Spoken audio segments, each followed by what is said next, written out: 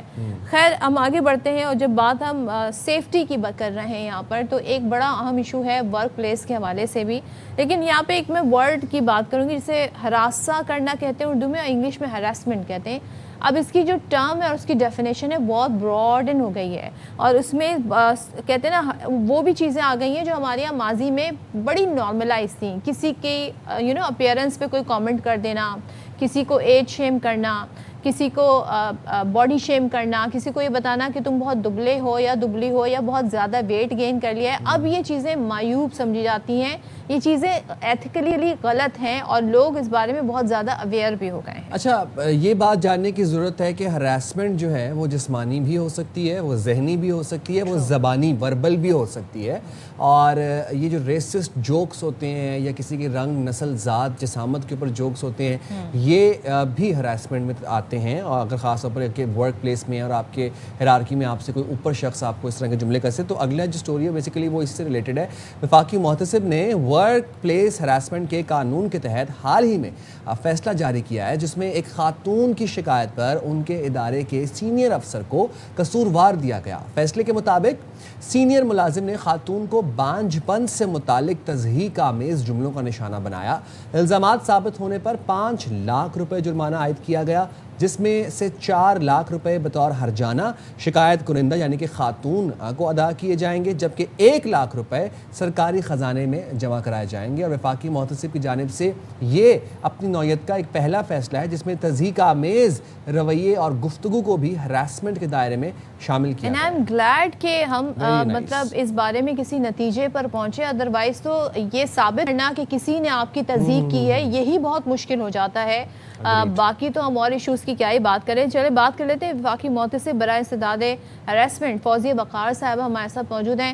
Thank you so مچ فوزیہ صاحبہ join کرنے کے لیے. مجھے ذرا بتائیے گا یہ جو ورک پلیس ہراسمنٹ کا قانون ہے, اب ظاہر ان خاتون کو بیکاز وہ چائلڈ کنسیو نہیں کر سکتی, بانجھ پن کے حوالے سے ایکشن لیا گیا, یہ کس طریقے سے پورا پروسیس ہوا, کیا وہ باتیں تھیں جس کی بنیاد پر یہ طے پایا کہ ملزم نے واقعی تصدیق کی ہے؟ تھوڑا سا ذرا ہمیں آگاہ کیجیے گا, کیونکہ بہت سارے لوگ ان کیسز سے اس لیے پیچھے ہٹ جاتے ہیں کہ ہم ثابت کیسے کریں گے کہ ہمیں کسی نے یہ جملہ کہا یا ہماری توہین کی ہے. دیکھیے 2022 میں حراسیت کے قانون میں ایک بڑی تبدیلی آئی تھی, امینڈمنٹ ہوئی تھی, اور اس کے اندر صنف کی بنیاد پہ تفریق کرنا بھی ڈال دیا گیا تھا. یعنی کہ کسی کو تضحیک کا نشانہ بنانا اس کے عورت ہونے کی وجہ سے یا اس کے خواجہ سرا ہونے کی وجہ سے اس میں شامل کر دیا گیا. بعد میں سپریم کورٹ کے بھی فیصلے آئے جس میں صنف کی بنیاد پہ تفریق کو اللیگل قرار دیا گیا. تو اس کیس میں بھی جیسے آپ نے دیکھا کہ خاتون کو ایک تو خواجہ سرا شناخت سے منسوب کیا گیا, اور ایسی اصطلاحات جو استعمال کی گئیں جو کہ بطور تضحیک استعمال ہوئی تھیں. اور یہ خالی ناشائستہ زبان نہیں تھی بلکہ وہ ایک معاشرتی دقیانوسی تصورات اور جو سپیریورٹی انفیریورٹی کا کانسیپٹ ہے وہ دکھا رہی تھیں کہ ہم خواجہ سرا کو کم تر سمجھتے ہیں, ابتر سمجھتے ہیں, اور اس لیے اس خاتون کو ایک انسلٹ کے طور پہ خواجہ سرا کہا گیا. حالانکہ خواجہ سرا ہونا ایک قدرتی عمل ہے اور وہ کوئی انفیریورٹی اس کے ساتھ منسوب نہیں ہونی چاہیے, مگر ہمارے معاشرے نے اس کو انفیریورٹی کے ساتھ منسوب کیا. تو ایک تو یہ چیز اس میں اس کیس میں جو آپ نے کیس کو ریفر کیا اہم تھی. اور دوسرا ایک اور بھی جو اس کے ساتھ اہم بات تھی وہ کہ خاتون کو بانجھ پنے کا طعنہ دیا گیا, اور اس کے ذریعے اس کے کم تر ہونے کی یاد دلائی گئی, اس کی کم تر حیثیت ہونے کا اس کو باور کرایا گیا. کیونکہ ہمارے معاشرے میں خواتین کی جو یوٹیلیٹی ہے یا افادیت ہے وہ جڑی ہوئی ہے ان کے بچے پیدا کرنے کے ساتھ ہی. اچھا فوجی صاحبہ, میں جاننا آپ سے یہ چاہ رہا ہوں کہ ان جنرل ورک پلیس میں اگر کوئی شخص کوئی سبارڈینیٹ یا کوئی آپ کا سینئر بھی یا کوئی آپ کا جونیئر آپ کو کوئی ایسا پیغام یا جملہ یا میسج بھیجے جس سے آپ ذہنی اذیت کا شکار ہوتے ہیں, یا پھر آپ کے ساتھ ایسا مذاق یا طنز کیا جائے یا کوئی جملہ ایسا کسا جائے, تو یہ ہراسمنٹ کے زمرے میں کب شامل ہوتا ہے؟ مطلب وہ کیا اس کی باؤنڈریز ہے کہ جب ہم کہیں گے کہ یہ اب ہراسمنٹ میں آ رہا ہے, وہ ذرا ہمیں بتائیے گا, اور قانون اس کے بارے میں کیا کہتا ہے؟ ہراسمنٹ کے لیے 2 چیزیں بہت اہم ہے مد نظر رکھنا. ایک تو اگر وہ ایک جنسی تقاضا ہے یا کوئی جنسی جملہ ہے جس کا تعلق سیکشول کے ساتھ جڑا ہوا ہے, اچھا, تو وہ ایک باؤنڈری ہے, خاص طور پہ جب اس کے نتیجے میں آگے کسی کا کوئی ناگوار گزرا ہو, اس کے تاثر سے نظر آ رہا ہو, یا پھر وہ انہوں نے منع کیا ہو, تو وہ تو کنسینٹ ختم ہو گیا. تو سیکشول ایڈوانسز جس میں کنسینٹ شامل نہیں ہے وہ کلیئرلی ہے. اس کی اگر آپ کو مثال دوں تو کئی دفعہ چلتی ہوئی خواتین کو کہا جاتا ہے ماشاء اللہ بہت خوبصورت لگ رہی ہیں, اور جب پوچھا جائے تو وہ کہتے ہیں جی ہم نے تو ماشاء اللہ کہا تھا, ایسی کوئی بات نہیں ہے. اس میں انٹینٹ بہت زیادہ اہم ہے, کیونکہ سب کو پتہ ہے, آپ کو مجھے سب کو پتہ ہے کہ کسی پہ آوازہ کسنا کہ ماشاء اللہ بہت خوبصورت لگ رہی ہیں یقیناً اس کی تعریف نہیں ہے, بلکہ اس کو ایک یہ سیکشول کامنٹ ہے, یہ اس کے لیے اس کو نوٹس کیا جا رہا ہے اور اس کو یہ آوازہ کسا جا رہا ہے. دوسری جو لیگ ہے ہراسمنٹ کی وہ ہے کسی کو صنف کی بنیاد پہ کمتر سمجھنا یا اس کے خلاف تفریق کرنا, تو جینڈر بیسڈ ڈسکرمنیشن جسے کہتے ہیں. یہ زیادہ تر ہمارے معاشرے میں خواتین اور خواجہ سرا کے ساتھ ہوتی ہے, مردوں کے ساتھ نہیں ہوتی. مردوں کے ساتھ جو کامنٹ دیے جاتے ہیں وہ ان کو زنانہ ہونے پہ دیے جاتے ہیں, یعنی کہ پھر بھی خواتین کی کمتری کے ساتھ اس کو جوڑا جاتا ہے. لیکن فوزیہ صاحبہ سوری ٹو کٹ یو, مگر جو بلنگ ہوتی ہے, جو ایک طریقے سے مینٹل ٹارچر ہوتا ہے, کیا وہ بھی ورک پلیس ہراسمنٹ میں آتا ہے؟ اچھا, اس میں آپ پھر یہ ریگارڈلیس آف جینڈر, یہاں پر یہ بھی ہوتا ہے کہ آپ اگر کسی کے انڈر کام کر رہے ہیں تو وہاں پر رویے میں بڑی تضحیک ہوتی ہے, تو وہ ورک پلیس ہراسمنٹ میں آتا ہے؟ انفارچونیٹلی نہیں, کیونکہ اگر اس کا جینڈر سے کوئی تعلق نہیں ہے اور اگر اس کا سیکشول سے کوئی تعلق نہیں ہے تو پھر اس قانون کے تحت نہیں وہ ٹریٹ ہوگا.